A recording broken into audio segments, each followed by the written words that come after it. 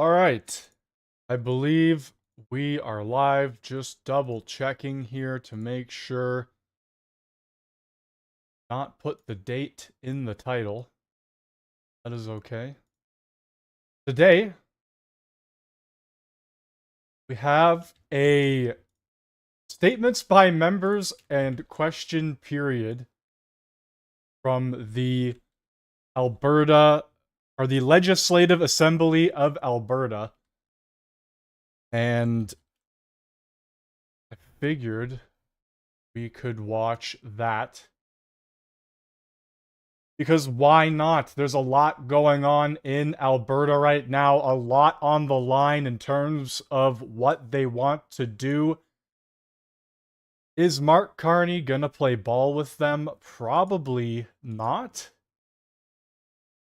I don't know though. Probably not. Okay, we're good to go. But this is the question period from yesterday. And I watched a little bit of it, not too much. And it seems like things are actually getting really, really heated in the Legislative Assembly of Alberta. You have obviously the claims that they want to separate if Mark Carney doesn't play ball with them, like I said earlier. These liberal policies might take down the entire infrastructure of Alberta if they cannot produce natural resources there, gas, oil, across the board. The main thing they do there. And if they continue to increase the industrial carbon tax, it'll only make things harder for them to expand, so on and so forth. You get the gist of it. And basically, if these negotiations between Alberta and Carney don't go well, there's already thousands and thousands, over 200,000 people signed that petition. And I think another one has started, and they are well on their way to 200,000 on that petition as well. What's up, Spider-Man? How's it going? But yes, this was the afternoon session yesterday. I need to change the date. I, for some reason, put May 1st. It is May 2nd. This happened yesterday, though. And like I said, things got extremely heated. While question period and all of that isn't running in the House of Commons federally, apparently it's running provincially. I happened to see the Ontario one pop up, so I started Googling, well, the other ones must be running as well, and here we have it. And like I said, with everything going on with Alberta, things are getting very heated, so we're going to dive right into this. Enough of my rambling. Ministerial statements. Member statements. The Honourable Member for Edmonton Rutherford has a statement to make. Mr. Speaker, this Friday, Daniel Smith will hold an emergency caucus meeting to confront... Order. The reason for my interruption is yesterday, in member statements, I made the point that if anyone was going to be using the Premier's name in a member statement, that there would be an immediate interruption, which is what I have delivered today. The Honourable Member is welcome to make her statement, but she will refrain from using proper names. The Honourable Member. Thank you, Mr. Speaker. My apologies. This Friday, the Premier will hold an emergency caucus meeting to confront the mountain of crisis piling up at her feet. She's already lost 2 members of her own caucus because they could no longer defend the entitlement, the corruption, or the chaos that this Premier has created. She'll now have to face her MLAs while the government faces the largest scandal in Alberta's history, and the evidence is growing, including the former minister, that the firing of the AHS CEO and the board wasn't just unethical, but possibly criminal. She'll also have to explain how her interference in the federal election helped hand Pierre Poilievre a loss, including in his own riding, by putting her brand of extreme, dangerous conservatism front and centre. And now she's trying to hold together a fractured caucus while pushing a reckless, a divisive separatism campaign that will only drive Albertans further apart. Let's be clear. There's a radical base in the UCP who would love to see Alberta rip Canada apart like a petulant child throwing a tantrum, willing to burn the country down at a dangerous ideology. However, There are also members within the UCP who still believe that a stronger Canada is with Alberta, who knows unity and that division is not the way forward. Now those MLAs must face constituents who want no longer to be a part of wasteful separatism or this referendum. And First Nations leaders have made it absolutely clear their treaties are with the Crown, not the province, and the talk of separatism must immediately stop. So on Friday, the Premier will have to decide who she really leads, the separatist fringe or the Albertans who want honesty, stability, and a united future. Albertans are waiting and watching. Thank you, Mr. Speaker. So I would assume she's either the NDP or Liberal candidate for Alberta's provincial assembly here. I'm not entirely sure. Danielle Smith is here, so we will get some statements from her going into this. Starting off, though, already, it was already getting heated. Calling out Danielle Smith right at the get-go and talking about separation. This is going to be a massive topic going into the next week or so, because it really comes down to if Danielle Smith and Cardi get along or not, and I don't think they will. I really don't think so, guys. Carney's net zero policies, wanting to push EV vehicles, electric vehicles, it's just not going to happen, I don't think. And Alberta doesn't want to get stomped on again by these policies. And they're only going to get stronger and stronger because Carney wants to push them harder. He's going to push them harder than Trudeau did. So, only time will tell, man. I don't know. The Honourable Member for Livingston-McLeod. Thank you, Mr. Speaker. It's an honour to rise in this House today in recognition of Sexual Violence Awareness Month. Each May, we are reminded not only of the devastating prevalence of sexual violence in our communities, but also of the courage of the survivors and the tireless work of the frontline advocates, counsellors, and support staff across Alberta. Mr. Speaker, sexual violence does not discriminate. It impacts people of all ages, genders, and backgrounds. But too often, survivors suffer in silence, isolated by shame, disbelief, or fear. As leaders, we have a duty to break that silence, to believe survivors, and to create the conditions where healing and justice are possible. Mr. Speaker, our government remains steadfast in its commitment to prevention, intervention, and recovery. Through increased developments of trauma-informed services, initiatives to educate young people about consent, and improvements to the justice system to better support survivors, we are taking meaningful action. Further, our government, through the Ministry of Arts, Culture and Status of Women, will soon be releasing Alberta's 10-year strategy to end gender-based violence.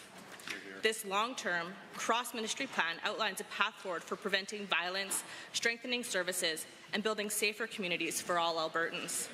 But we know that the work is far from over. Ending sexual violence requires all of us. It requires each of us to speak up when we see harm and to listen when someone says, "That happened to me." Know our government stands in solidarity with you, and we will continue to work towards building an Alberta where no one is made to feel unsafe, unheard, or unworthy. Let this month be a call of action as our government remains committed to ensuring Alberta is the safest place to live, work, and raise a family. Thank you, Mr. Speaker.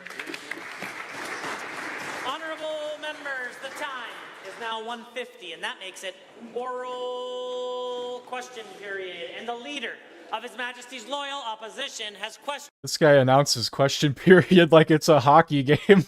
Question number 1. Mr. Speaker, this big, beautiful country, with all its challenges, is worth fighting for. Yeah. That's what millions of Albertans demand, and they refuse to let anyone, particularly this government, attack our country. But extremists, some of the same people who blocked Coots, some of the same people who supported this Premier and her leadership, do not believe in Canada, and they want to tear this country down. Instead of leading Alberta, why does this government choose to advance the economically harmful harmful separatist agenda. The Honourable Premier. Well, Mr. Speaker, I've made it very clear that I and my caucus support Alberta's sovereignty within a united Canada, and we will defend our constitutional jurisdiction just as we did today in announcing that we are going to challenge the net zero power regs in the court of law as a violation of our Constitution, but also as a safety issue, Mr. Speaker. We just saw what happened in Spain and Portugal when the power went out 3 days ago. That is the kind of thing that we want to avoid here. That is the kind of thing the federal government should not be interfering with. And I would invite the members opposite to actually stand with us in fighting the federal government to get our jurisdiction back. The Honourable Leader of the Opposition. I invite the Premier of Alberta to say the words, "I support Canada." Not once yesterday when asked, did the Premier stand up for Canada? This should be simple. She spent most of the time yesterday defending American election laws. The UCP government has introduced new laws that will make it easier to hold a separatist referendum, and that process alone will badly damage investment in our province and relationships with First Nation communities. Does the Premier recognize that in her never-ending pursuit for far-right, American-inspired extremist ideology, she is taking down her own province? The Honourable Premier. Thank you, Mr. Speaker. I support Canada. I would like the Prime Minister to stand up and say that he supports Alberta and is on Team Alberta. And I'd like actually the members opposite to do the same. Why, in every opportunity they have to offer defense, they never stand up for Canada? They are constantly standing up for what was the Liberal NDP coalition and the damaging policies that have crushed our economy, chased away investment. Mr. Speaker, I am proudly, and my caucus are proudly Canadian, but we also want to make sure that the Constitution is honoured and the federal government respects our Constitution. The Honourable Leader of the Opposition. That's interesting. So the official opposition in Alberta is the NDP. It's not even the Liberals. It's the same thing here in Ontario. Mr. Speaker, that was an excellent first start. Let's keep it going. Can the Premier say, "I denounce separatism" next?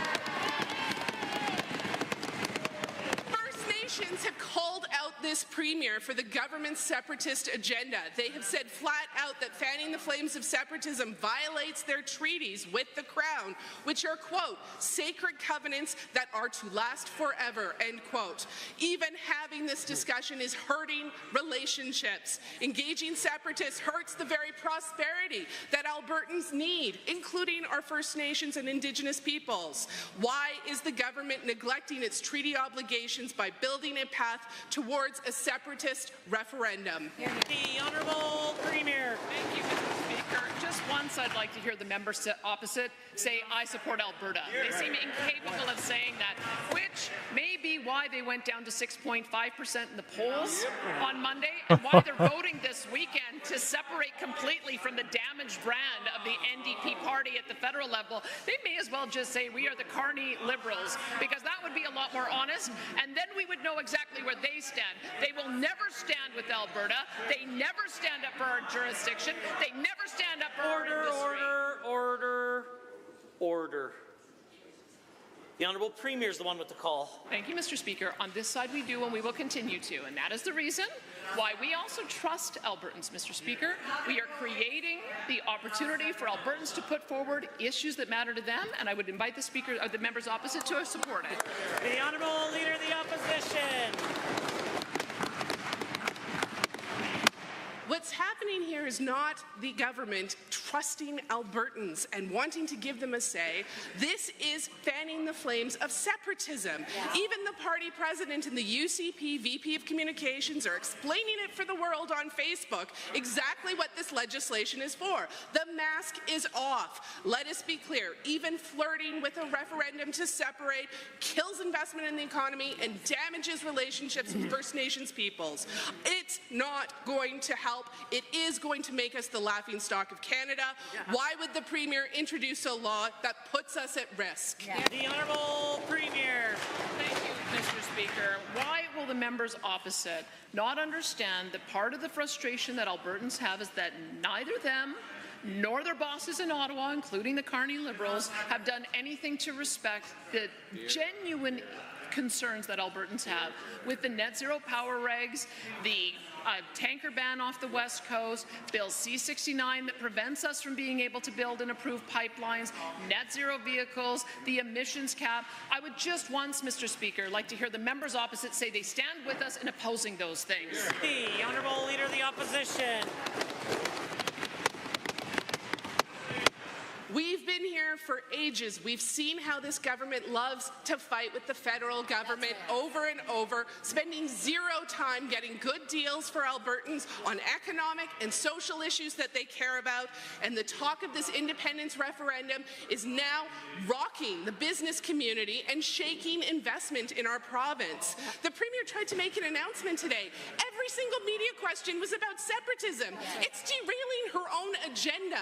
Never mind what's happening for businesses in this community. Why is the Premier so focused on separatism? She's derailing her own agenda and killing jobs in Alberta. The Honourable Premier.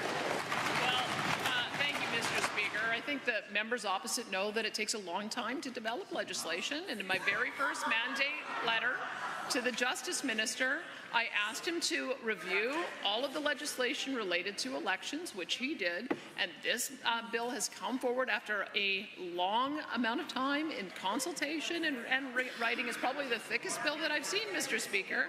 All we are doing is addressing some of the issues around citizen-initiated referenda, recall, election financing. It's a broad menu of reforms. I invite the members to read it, and we will put it to the people. If they have an issue they want to put forward, they now have the ability to do so. For the Opposition.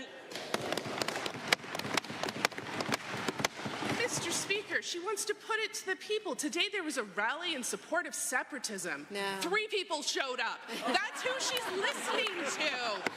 I support and stand for Alberta. I support and stand for Canada. I denounce separatism. Will the Premier denounce separatism right here and right now? Order! Order! The Honourable! Order! The Honourable Premier. Couldn't be more clear, Mr. Speaker. I support Alberta's sovereignty within a united Canada. I support this country working the way it's supposed to. I hear the members opposite constantly calling names to Albertans. They've called them embarrassing cousins and sewer rats. We heard the members opposite call them petulant children. You know what, Mr. Speaker? We on this side support referenda. We support citizens' initiative. In fact, I thought the members opposite did. Wasn't there a referendum on the Olympics in Calgary? Wasn't that the NDP who put that forward? I didn't realize that they were so opposed to these mechanisms. It surprises me. The Honourable Leader of the Opposition. In every way, this government has the wrong agenda for Alberta. When the former Minister of Infrastructure raised concerns about the corrupt care scandal at the cabinet table, his colleagues called him conspiratorial. $50 million of Alberta taxpayers are languishing in unusable credit with Atabay halfway around the world. It's not conspiracy, it's fiscal mismanagement and probably corruption. The government has a report by PricewaterhouseCoopers. They referenced it yesterday. The Premier said the AG has it. Will she table that report today so Albertans can really see what happened with the corrupt care that got us Turkish Tylenol? The Honourable Okay, so before we continue on with this, we got some news here. So obviously I reported this yesterday. Liberal seat count reduced to 168 pending recount after the Bloc gained one of their seats back in Quebec. And we have some news here that's coming out saying that the Liberals could still win Windsor, recount possible after election Canada recording errors. This is coming out from the Windsor Star. So there was clearly problems of some sort, and they've had to go back and do recounts on certain areas. And I mentioned this in the video yesterday that I uploaded. How many ridings have suffered this same issue? It's gonna be weird in the next week or two what happens, guys. So I'm gonna try and update as much as possible when I see things like that, but there's just more and more coming out as things go on, and it's looking really, really bad. Thank you, Mr. Speaker. I have not read the reports. I have merely directed the members opposite to look at the statement of defense, which references both reports. And we're asking the question of why it is the AHS CEO withheld those reports when she was directed to give them to us. But I think part of the reason is that it didn't support her theories. In fact, both of the reports said that there was nothing wrong with proceeding. Order. Order. The Honourable Premier. Both of them said there was nothing wrong with proceeding with the ASG contracts in order to do a contract extension while we awaited the final approval of the, it said right in the statement of defense, Mr. Speaker. I know they haven't read it. I encourage them to, because both of them are referenced there. The Honourable Leader of the Opposition. I'm so curious if the Premier didn't read the report so she can maintain plausible deniability later on. Right. On January 27th, the AHS board met and agreed to send information over to the RCMP and the Auditor General. 3 days later, the Health Minister fired them. The government pretends the people that they appointed were fired for other reasons, but Albertans aren't stupid. They know a gag order when they see one. Yeah. So, if the Premier can't read the reports, there's some great people we could ask about it. Will she remove the gag order off the AHS board members that they fired? The Honourable the Premier. Thank you, Mr. Speaker. In keeping with your admonition a couple of days ago, I will not say anything that breaches my oath of cabinet confidentiality, but what I will say is part of what this issue is all about is contracting out to charter surgical facilities. And I would like to read, as per our statement of defense, AHS ORs are fully booked. We wouldn't be able to do the ASG cases without bumping other scheduled cases. The procedures would need to be postponed or rescheduled into the future. Mr. Speaker, that is the reason why the contracts needed to be extended. That is the reason why it's been extended again. There are 1,896 surgeries that will take place with that extension, and we're supportive of it, Mr. Speaker. The Honourable Leader of the Opposition. Dodging responsibility, avoiding the question. We've been seeing it for weeks. We will not let up the pressure on the corrupt care scandal. The Premier knows what a mess she's currently in. One of her very first endorsers has now left cabinet, left caucus because of this corruption, and Albertans deserve answers. When the fake inquiry says nothing to see here, we will not stop asking these questions. Too much of Albertans' money has been wasted and put at risk. Why doesn't the Premier accept that? Call a full public inquiry, as has been asked repeatedly. The Honourable Premier. Thank you, Mr. Speaker. The dispute with the former AHS CEO was that she wanted to cancel contracts at private surgical centres.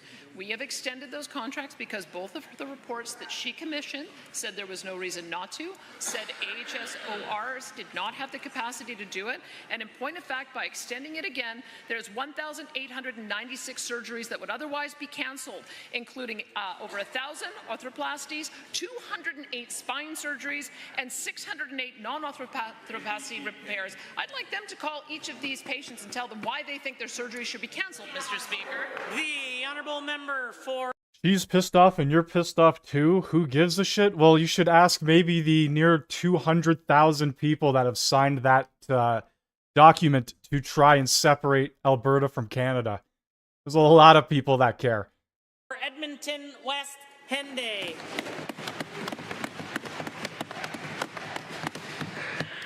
First Nations are speaking up against Alberta's separatism and against these forthcoming citizens' referendums for separatism that the Premier pranced around in her press conference about Bill 54. Yesterday, I rose in this House to remind this government that they have zero mandate to even entertain the idea of separation without full consultation and negotiation with the First Nations in this province. This country has seen this song and dance before, and First Nations and the late Elijah Harper said no to separation.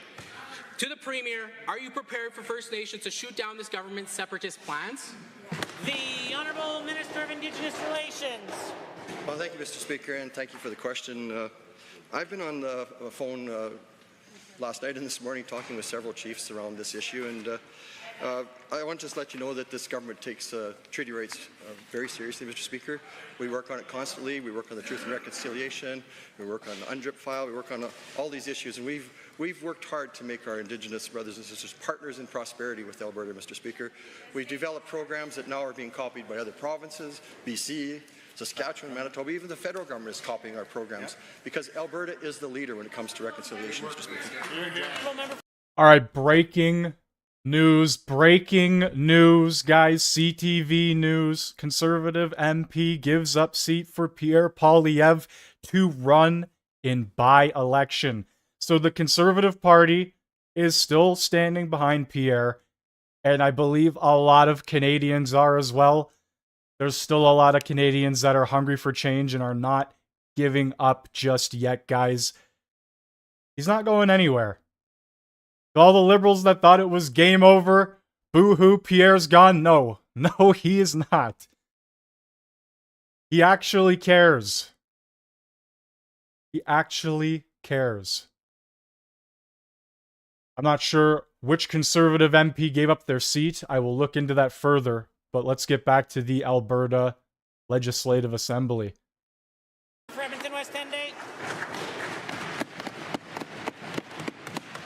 Mr. Speaker, that's a no. And yesterday I received messages, emails, and notes from support from chiefs and Indigenous leaders, elders, Albertans, and Canadians from other provinces, thanking me for speaking out with the traditional knowledge my elders have taught me about our treaties and this land. This government fails so bad with its treaty relationship. It honestly feels intentional. With talks of separatism by a minority of Albertans being whipped up by this government, it's pretty clear what they're doing. Will the Premier do the right thing and say no to Alberta separating from Confederation? The Chiefs want to know. Yes or no, Premier? The Honourable Minister of Indigenous Relations. Mr. Speaker, the Premier has made it very clear that we can consistently advocating for a strong and sovereign Alberta within a united Canada. I don't know how much clearer we can make it, Mr. Speaker. I mean, the NDP's mothership has crashed, Mr. Speaker. They're looking for another home, a new port, the NLP maybe, the new Liberal Party. So they're looking for issues, Mr. Speaker, and that's all. I've talked with the Chiefs, and we're having meetings with them constantly. The Honourable Member for Edmonton West Henday.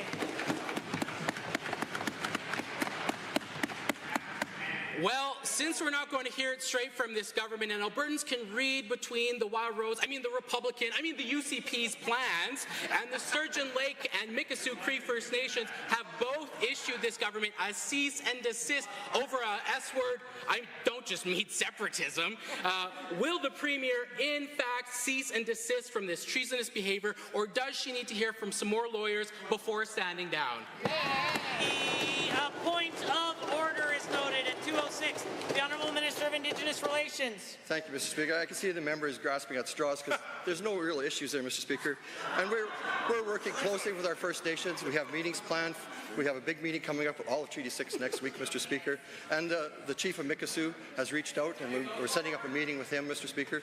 I mean, there are concerns out there, and we take them very seriously, and we listen to our brothers and sisters. They're doing an amazing job out there. We've got so many projects going, Mr. Speaker. That's where they make their living, is off of our energy as well, Mr. Speaker. And that's why we developed many projects. The AIOC, it's the first of its kind, and all across the world. It's done so many amazing things. The order, the Honourable Member for Edmonton Manning is next. Thank you, Mr. Speaker. Our NDP government banned both corporate and union donations in 2015 because we believe elections should be decided by Albertans. Yep. Yesterday, the minister claimed corporations, and I quote, have an interest just like everyone else. Oh, yeah. But corporations aren't people, and unions aren't people.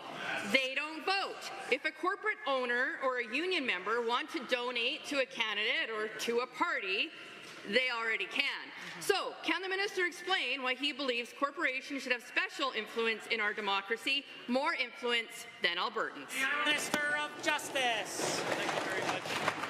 Thank you, Mr. Speaker. The honourable member danced around the obvious issue. When the NDP banned corporate and union donations in 2015, they opened the door to dark money through the PACs. Mr. Speaker, corporations, unions, were using PACs to put money in without any transparency or accountability. We're putting a stop to that, Mr. Speaker. We're not going to let the NDP get away with PACs and funneling money through their PAC system. We're allowing corporate and union donations, but we're requiring them to be accountable, transparent, and to provide full accounting to the public. The honourable member.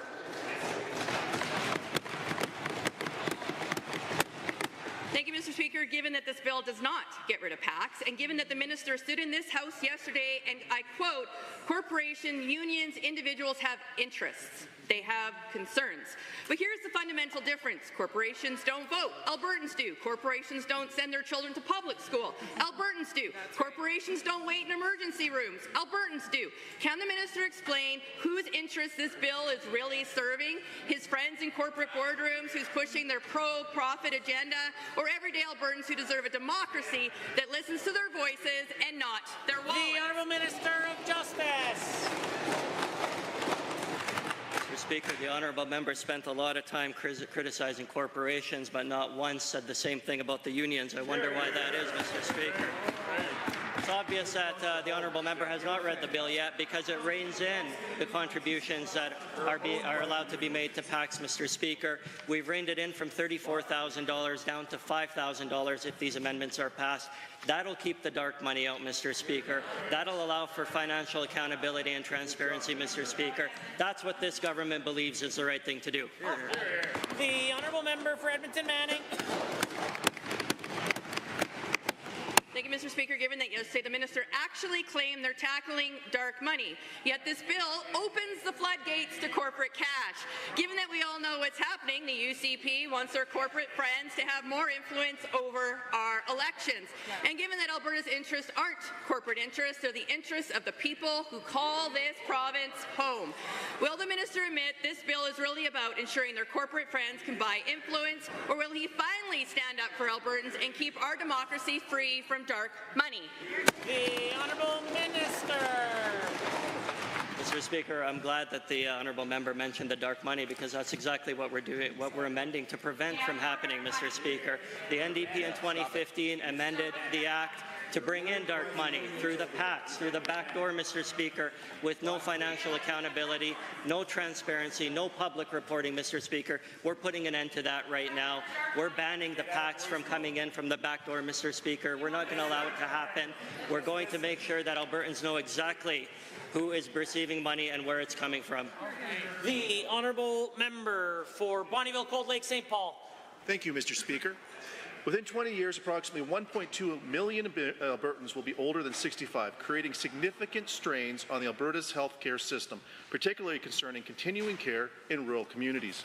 For this reason, I was happy to learn last year that the government has provided $654 million over 3 years for our continuing care capital program.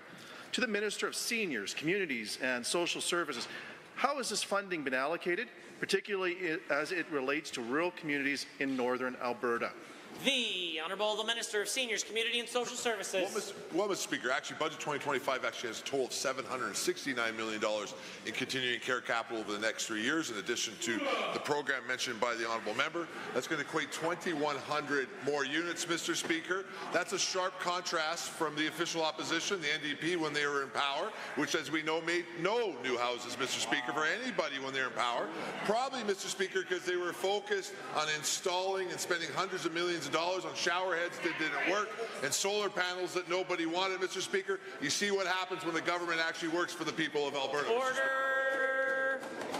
Order, order. I encourage members to keep comments across the bow to a minimum during the answering and asking of questions.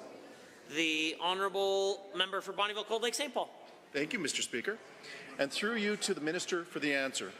Given that long-term care needs in my constituency are already strained with residents facing long wait times just to access facilities, and further given that, this is sometimes so bad that regularly hearing from constituents such as seniors and their families in my area, to the same minister, what can my constituents expect in the coming years to address this shortage in my constituency of Bonnyville, Cold Lake, St. Paul?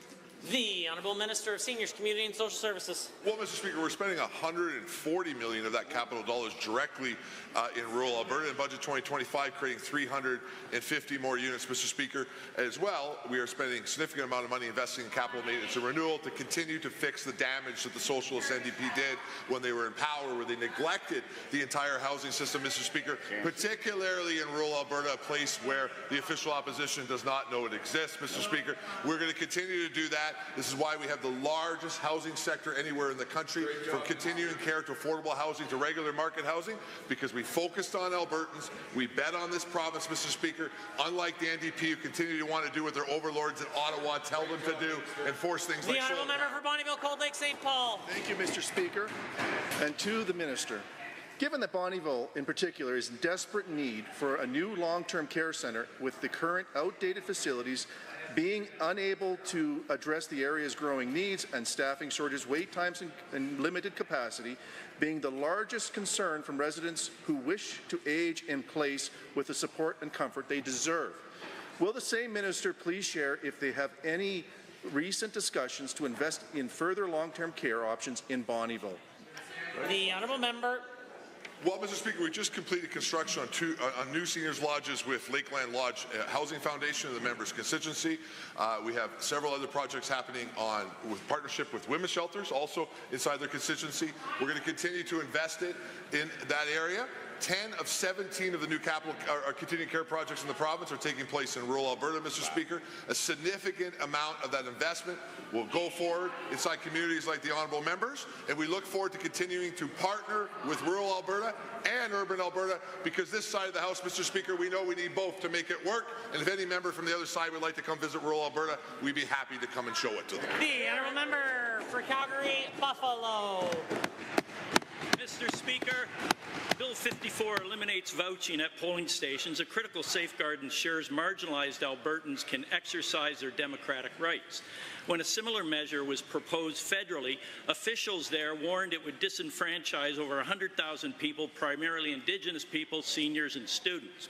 Elections Alberta has only recorded 7 cases of voting irregularities since 2013, and nearly half of Albertans want to keep vouching. Can the minister explain why the UCP are ignoring their own findings and deliberately creating barriers that will prevent some Albertans from voting? The Honourable Minister of Justice.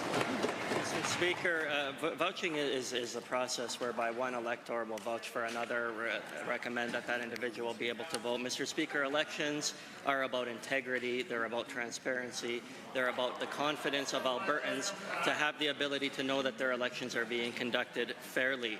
The bill and the amendments put forward are about protecting the integrity of our elections, and with that, ensuring that those who are eligible to vote are the only ones that do vote, Mr. Speaker. We're finding an appropriate balance here with these amendments. The honourable member for Calgary Buffalo. Thank you. Given that a small group of people on the fringes of Alberta politics have the ear of the Premier and are coming up with solutions to problems that don't exist around vouching, and given that these changes create serious barriers for working Albertans who commute, people who have recently moved, those experiencing homelessness, and seniors who rely on vouching to exercise their democratic rights, will the minister do the right thing and stop this attack on Albertans' democratic rights, or will he continue to allow fringe MAGA-style election conspiracies to determine who gets to participate in Alberta's democracy?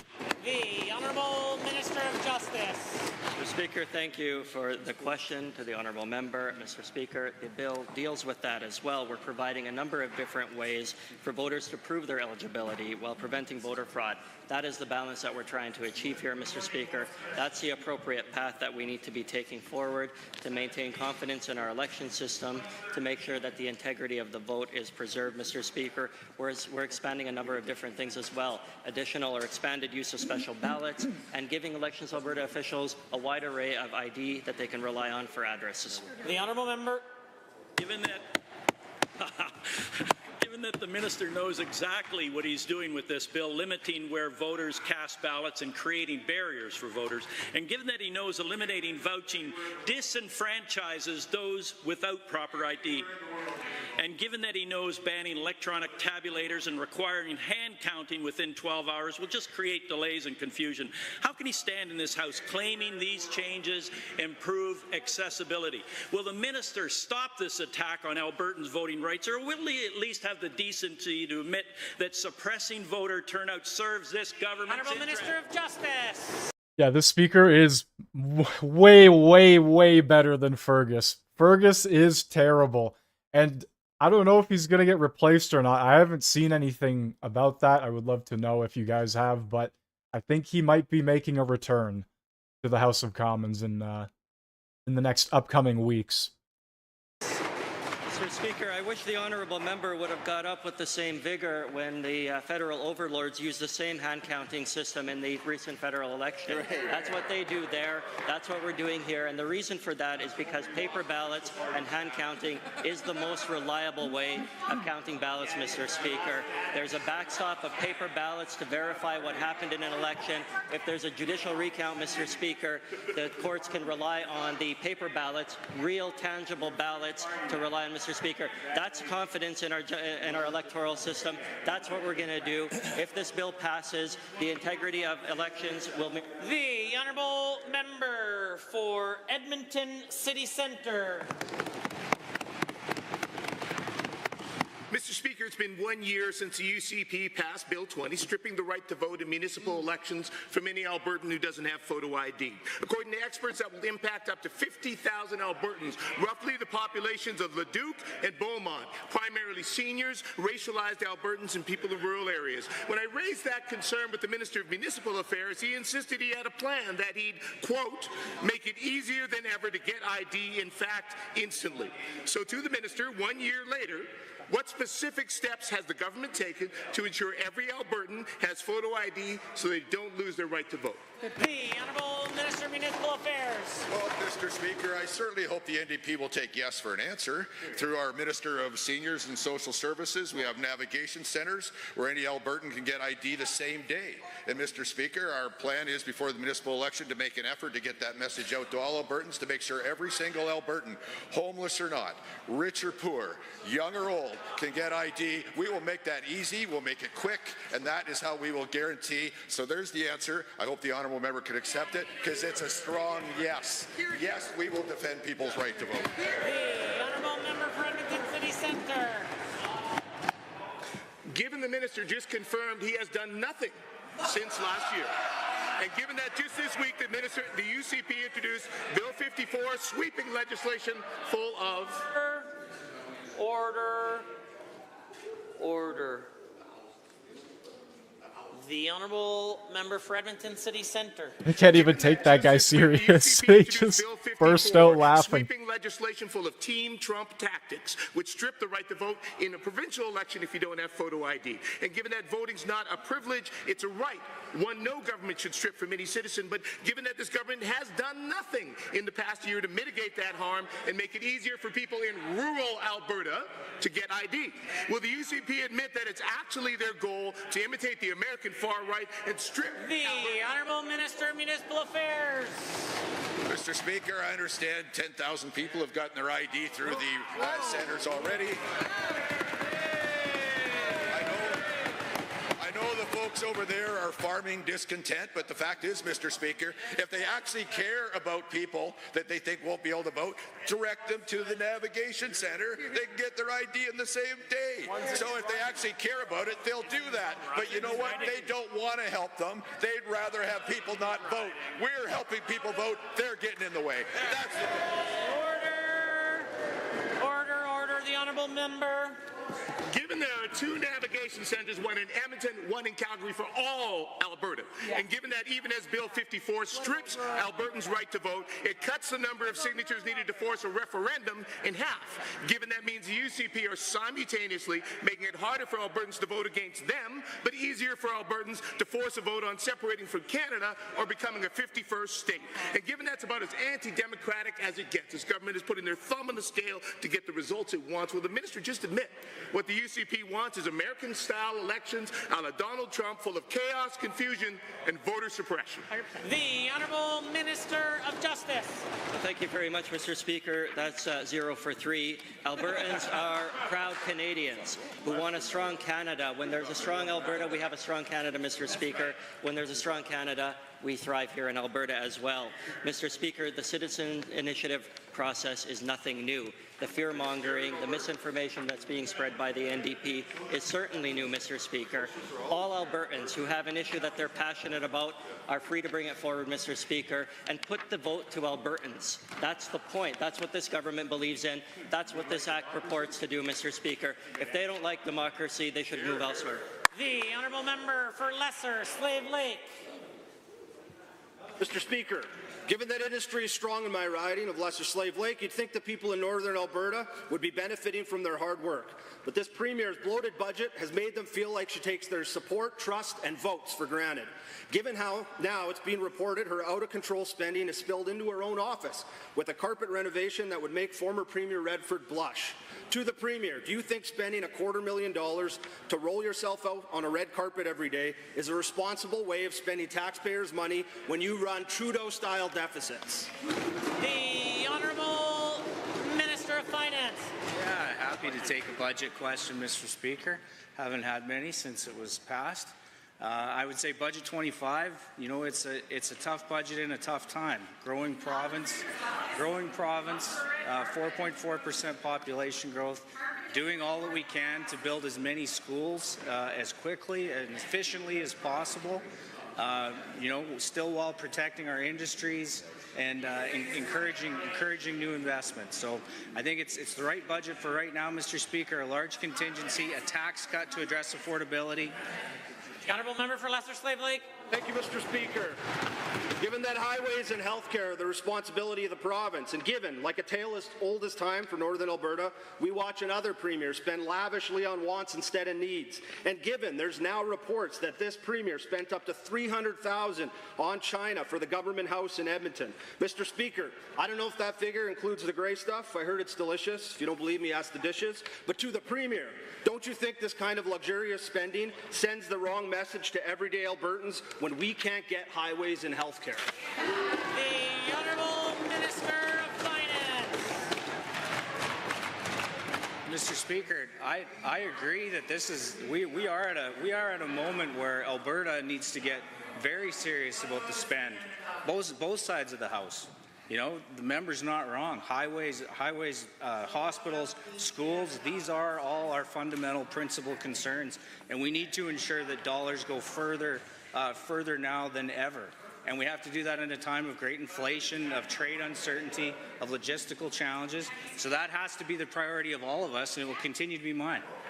The Order, the Honourable Member. Mr. Speaker, given there's an affordability crisis in Northern Alberta, and I quote, duplicitous, entitled, secretive, wasteful, and completely out of touch with the priorities of everyday Albertans, end quote.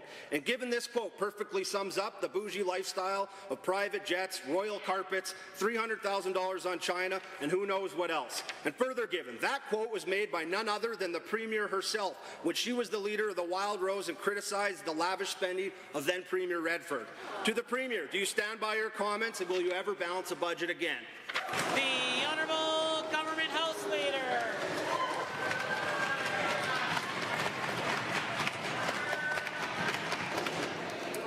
Mr. Speaker, me and members on the front bench and members of the government caucus stand with this Premier. I can tell you right now that we understand that there isn't just an affordability crisis in Northern Alberta, there's one across the entire province. But it would seem that the member from Lesser Slave Lake is only concerned about his own personal interests, and that is why he's bringing bully tactics into this chamber, Mr. Speaker. I believe it's unbecoming of a member of this chamber. It's unfortunate, but I'll tell you what, Mr. Speaker, we're concerned about all Alberta. We're concerned about a strong province, a strong country, and that's why we fight every day for it. The Honourable Member for Edmonton Millwoods, the Leader of the Official Opposition. Mr. Speaker, quote, Alberta's Justice Minister is a longtime friend and related through marriage to a man whose company business dealings with the province's health authority are now part of multiple investigations, end quote. That's exclusive reporting from the Globe and Mail published today. The Minister of Justice is a longtime friend of Sam Raich, the person at the heart of the corrupt care scandal. Did the Minister of Justice recuse himself from all decisions related to the corrupt care scandal when they came before Cabinet? And how is he managing this very serious potential conflict of interest? The Honourable, the Government House Leader. Mr. Speaker, the Honourable Minister of Justice is a member of good standing in this chamber, and I would caution the members opposite to cast aspersions about a member and a minister of the Crown. What I would say is that the Minister of Justice is not involved in any way, shape, or form in this investigation. He is the Minister of Justice and fulfilling his role with the utmost integrity, and that is becoming of his position as the Solicitor General. Will order the Leader of the Opposition. Given this personal relationship goes back, quote, a very long time, and I am quoting the minister himself there, given the Minister of Justice often answers all the questions asked of ministers in this assembly about the corrupt care scandal, given this scandal involves kickbacks, political interference, and bloated contracts specifically to someone who is his close personal friend and relative, and given the government has weakened the Conflict of Interest Act, what this minister is in charge of enforcing, how is this government separating themselves from this potential conflict? The Honourable the Government House Leader. Mr. Speaker, I don't know what the members opposite are cheering about. There's nothing there. There are 3 independent investigations happening, and I will repeat them as the Minister of Justice has on multiple occasions. 1, the Auditor General is investigating. 2, Judge Wynett is investigating. A former Chief Justice from Manitoba, a man of great integrity and respect among his colleagues. And 3, the RCMP, Mr. Speaker, also investigating. I'm not sure what the members opposite are talking about, but I would caution them with the strongest language to be careful about casting aspersions and calling into question the integrity of the Minister of Justice. The order, the Honourable Member. It is a minister's responsibility to operate in an ethical and fair way, and it is the opposition's responsibility to ask these questions, given that this minister is responsible for Crown prosecutors, given this minister is responsible for directing staff to forward all questions through a lawyer before they answer the Auditor General, given this minister has a close personal relationship with Sam Raich at the heart of the corrupt care scandal, and given that the Premier's office would not respond to questions about how they are managing this concerning relationship, will the Premier require her Minister of Justice to recuse himself immediately? The Honourable Government House Leader.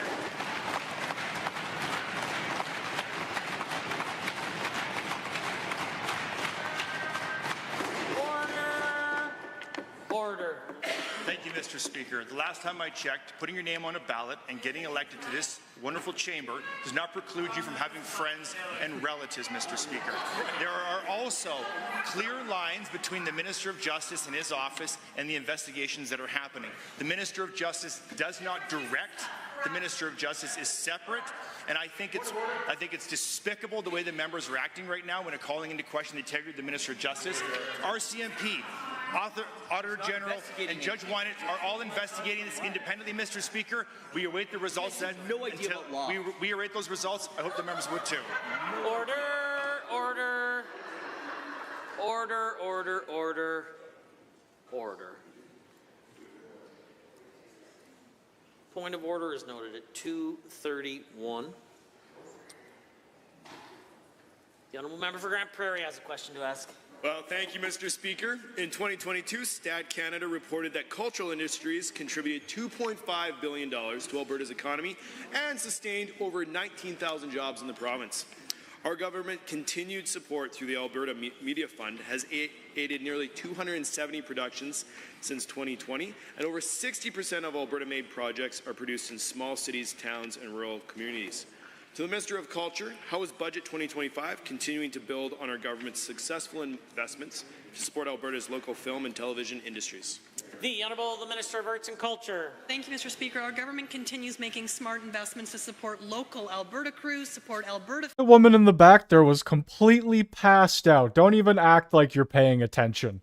filmmakers and promote Alberta internationally as a go-to destination. Budget 2025 maintains our investment in the Alberta Media Fund, allocating $8 million to continue this growing momentum in this sector. The Alberta Made Screen Industries program supports 3 streams that continue the overall growth of the local film and television industry in Alberta, the Alberta Made Production Grant, the Post-Production Visual Effects and Digital Animation Grant, and the Project Script Development Grant. Our government remains focused on ensuring Alberta's success in this industry. The Honourable Member for Grande Prairie. Well, thank you, Mr. Speaker. Our government's investment in Alberta's cultural industries diversifies our economy, creates jobs, and shares our unique stories both home and abroad. Given that Alberta's government has played a key role in supporting the music sector with nearly $15 million in annual funding since 2021, and given that, according to StatCan, Alberta's cultural industries, including film, TV, magazines, books, and music, contributes $2.7 billion to our economy and supporting over 19,000 jobs in 2021. Again, to the Minister of Culture, how is the Alberta Media Fund also helping to sustain and grow Alberta music, book and magazine publishing sectors? The Honourable Minister of Arts and Culture. Well, thank you, Mr. Speaker, and thank you to the member for that question. Our government recognizes that the music and publishing sectors also have significant potential to drive economic growth and showcase Alberta stories on a broader stage. We proudly support the growth of our music and publishing industries with targeted investments through the Alberta Media Fund. Our work supports Alberta's music sector, including musicians, nonprofits, sound recording agencies, and festivals. We also support, for example, musicians at events like the 2024 and upcoming 2025 Banff World Media Festival to get more local music on screen. We continue working with industry partners to ensure our music and public sectors grow. The Honourable Member for Grande Prairie. Well, thank you, Mr. Speaker. Alberta's film and television industry has seen record growth in recent years, with high-profile productions choosing Alberta as their filming destination. This is not only raising our international profile, but creating real economic opportunities here in Alberta. Given that the film and television tax credit has generated more than $1.5 billion in investment and over 14,000 jobs, can the Minister of Jobs, Economy and Trade explain how Alberta's film and television sector is contributing to our economic growth and diversification? The Honourable Minister of Jobs, Economy and Trade. Thank you, Mr. Speaker. Film and television production in Alberta is more than entertainment. It's a major driver of jobs, investment, and economic momentum. Since launching the film and television tax credit, we've supported over 200 productions, generating over 14,000 jobs and $1.5 billion in Alberta-based spending. And we've budgeted $235 million to support the film and television tax credit over the next 3 years. We're investing in the entire value chain of the sector, from attracting international productions to developing homegrown talent to building local capacity in post-production visual effects and more. Through strategic investments, Alberta's government is making our province one of the best places in North America to film, television, and movies. The Honourable Member for Edmonton Decore has a question to ask. Alberta families are being crushed at the checkout line. Grocery prices are up over 20% since the UCP government came to power. Food bank use is breaking records, even among the working Albertans. Yet this government has no plan, this government has no relief, and this government has no answers, but we'll keep asking. When will the minister deliver real, immediate solutions that will make life more affordable for Alberta families? Well, we had that option in an election, and for some reason, nearly like 60% of the country decided to not vote for change, and decided to vote for a guy who isn't even a Canadian. I don't even know where this guy came from. Let's be real here. He just showed up one day. Like, Mark Carney. Oh my goodness. Alrighty, let's continue. The Honourable Minister of Affordability and Utilities. Thank you, Mr. Speaker, and thank the member for that question. The good news is we're doing it this year, thanks to the Minister of Finance bringing in the tax cut to help every single Albertan, every single family, making life more affordable. Because you know what we believe on this side of the House? Leaving money in Albertans' wallets, because they know what to do with it best, not taking it from them and redistributing it elsewhere. We're working hard in every sector, in every ministry, to leave money in the wallets of Albertans. We're here to put them first. The Honourable Member for Edmonton Decore. Unbelievable. Given that just 2 weeks ago, when I asked about the government's plan on affordability, the minister's response was, and I quote, "We can't pay their bills." Given that Albertans are not asking handouts or paying their bills, but for a real leadership. Given that this government's affordability plan, let's talk about the tax cut that saves for average Albertans less than $1, actually 78 cents. Will the minister admit that this plan is not working for Albertans? The Honourable Minister. Thank you, Mr. Speaker. It's ironic that the NDP keep bringing this up. When we do tax cuts, they did tax raises. They brought in the carbon tax in Alberta, raising the average monthly bill for Albertans by hundreds of dollars for 4 years. We can go down the list. They spend money. They take it from Albertans and they spend it on projects. We never get it back. They lost $2 billion transitioning from coal. We're here to serve Albertans. We're here to bring a care-first model of insurance. We're here to start more housing. We're here to bring more schools for Albertans, and we brought forward a tax cut. That's what we're doing for Albertans. The honourable member. Given this affordability crisis did not happen overnight, it is the result of an ongoing government policy choices. Given that the wages have fallen, costs have exploded, and this government has done... This guy is arguing federal level like policies at this point. He should be arguing against the Liberals. He's directing his arguments to the wrong people. Nothing to address the real problem. Will the minister admit that their no plan is costing Albertans at the checkout and table a real affordability plan? The honourable minister. Mr. Speaker, we do have a plan, and thankfully Albertans helped institute it. Get rid of the NDP. They cost Albertans money. We're here to bring back affordability. We're working through our entire electricity system. We've lowered the cost of electricity down 53% year over year. We've worked on retail costs. We've worked on local access fees. We've worked on transmission, which is in the bill before the House right now. You know what? In the last 12 years, there was $12 billion in transmission. Half of that was spent under the NDP while they were in power, nearly $6 billion of transmission. We're working on lowering those costs, making life more... The honourable member for Edmonton, Highlands, Norwood. It's May Day, International Workers' Day, and workers all over Alberta are struggling with rising costs. I was so proud to support Bill 210, Protecting Workers' Tips, a common-sense bill that would require employers to pass on all tips to workers without deduction. 7 other provinces have similar legislation, including Conservative-run Saskatchewan. But the UCP, they killed this bill immediately, ignoring the pleas of workers. Shameful. Instead of standing up for Albertans who can't make ends meet, the UCP is focused on dividing us and pandering to separatists. When will this Premier start focusing on workers and support everyday Albertans?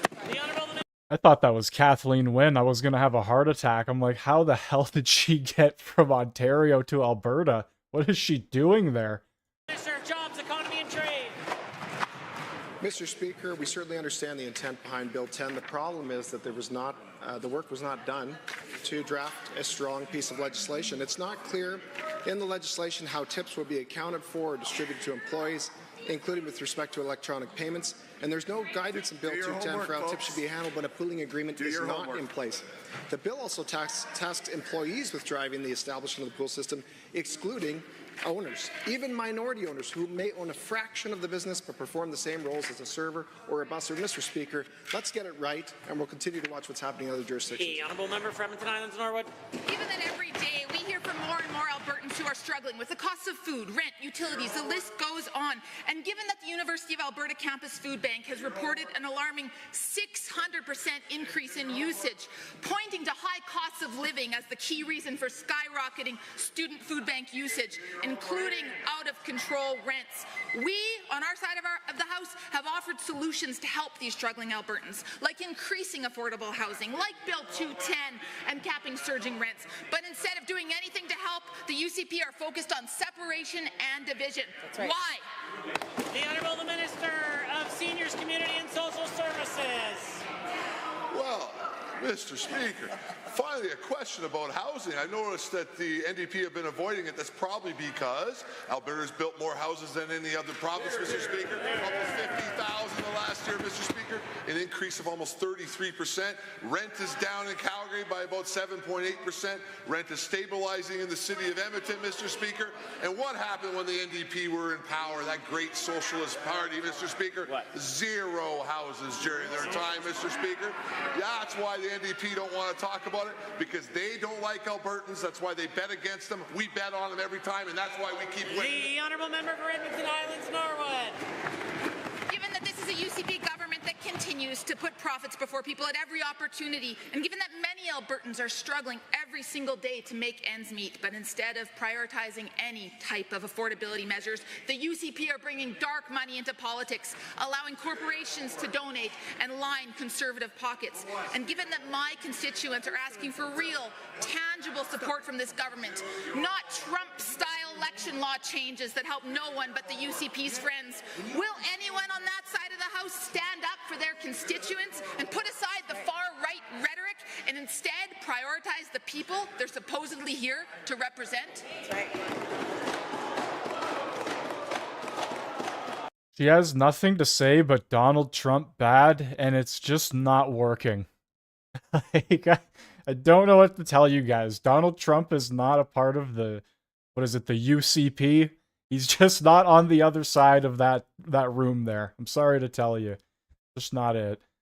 I must admit, I have some difficulty making the connection from the first question to the third question. But the Honourable Minister of Jobs, Economy and Trade. I want to take it home. Mr. Speaker, Alberta continues to have the highest wages in the country, the lowest taxes, the best jobs, best place to live. Mr. Speaker, that's why, unlike under the NDP, when people decided to leave Alberta to find work, to leave Alberta to support their families, we're seeing record numbers of young people relocating from all across Canada to Alberta. Young people see opportunity here. Albertans know that that opportunity will disappear if that party is ever in government again, but thankfully, Mr. Speaker, they won't be. Honourable members, that concludes the time allotted for oral question period. In 30 seconds or less, we'll continue with the remainder of the daily routine.